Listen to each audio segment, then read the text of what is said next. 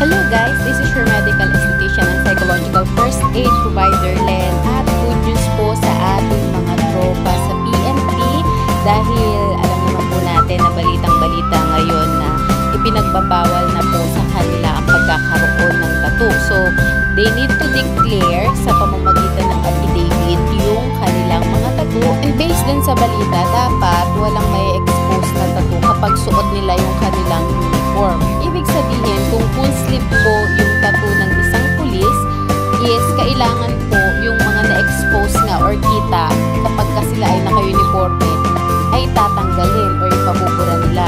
Narinig ko pa sa balita na ang sabi, kailangan wala daw po patitirang marka. So may question doon, what if keloid former itong ating tropa? So magkakaroon po ng keloid yung pulis. Kaya nga po napakahalaga po ng skin evaluation at medical history taking para bago magsimula ang isang procedure, masasabi mo na sa pasyente kung ano yung mga dapat niyang i-expect. Ako, on the spot, masasabi ko na sa pasyente kung pwede siya ng laser tattoo removal o hindi, or ng kahit anong procedure, base dun sa mga information na ibinigay niya sa akin sa medical history taking. Dahil ang laser tattoo removal po, 4 to 6 weeks po ang interval niyan para sa susunod na session. Maglalagay din po ako dito ng ilang pang mga video na ongoing yung laser tattoo removal nila. Panoorin po ninyo para meron din kayong idea. So madami na po ngayon nag-i-inquire sa ating mga kapulisan kung magkano ang laser tattoo removal treatment, dahil ang laser tattoo removal treatment po ang isa sa pinaka-safest and effective na hindi po nasisira yung balat ng pasyente.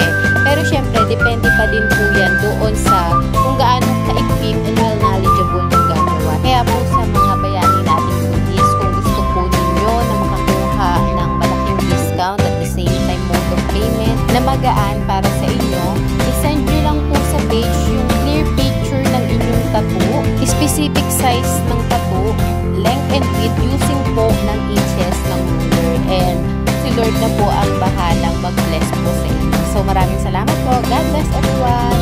Yan. So, pinasa ni Kuya, pinag-tip niya at namula. Then, pinitsura natin ang kanyang tattoo at nilagay din po natin na topical anesthesia para mamaya po dinagdag yung procedure. Hello guys, this is your medical esthetician Len, at meron po tayong bisita at ang kanyang procedure is laser tattoo removal treatment. Ito po ay libre under po ito ng Code Amazing Grace Ministry na Emmanuel City.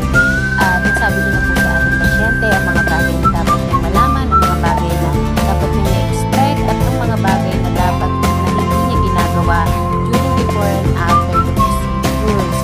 So, ang kagandahan po nito, ang presyuhan po natin sa laser tattoo removal, you have to consider saan yung location ng tattoo, ano yung size ng tattoo, length and width, dahil per square inches po ang bayad sa laser tattoo removal. Ganun din po kung ano-ano yung kulay na meron doon sa tattoo. So, nakadepende pa din po tayo dun sa design, kasi mas mahirap yung tanggalin ang mga bright colored kulay ng purple, ng red, ng yellow, white, at mga pink color po. Kaya po dapat bago kayo magpatattoo, siguraduhin po ninyo na hindi po ninyo yan pagsisisihan, dahil po mas mahal po ang laser tattoo removal treatment. Kung service po ako, pwede na po kayo mag-schedule sa ating page, at ang interval po ng bawat treatment is 4 to 6 weeks. Salamat po! At ito po ang result ng first session ng ating laser tattoo removal sa ating patient.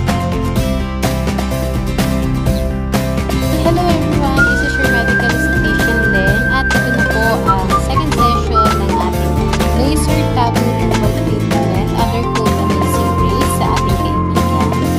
So, kung mapapansin po ninyo, mas maliliit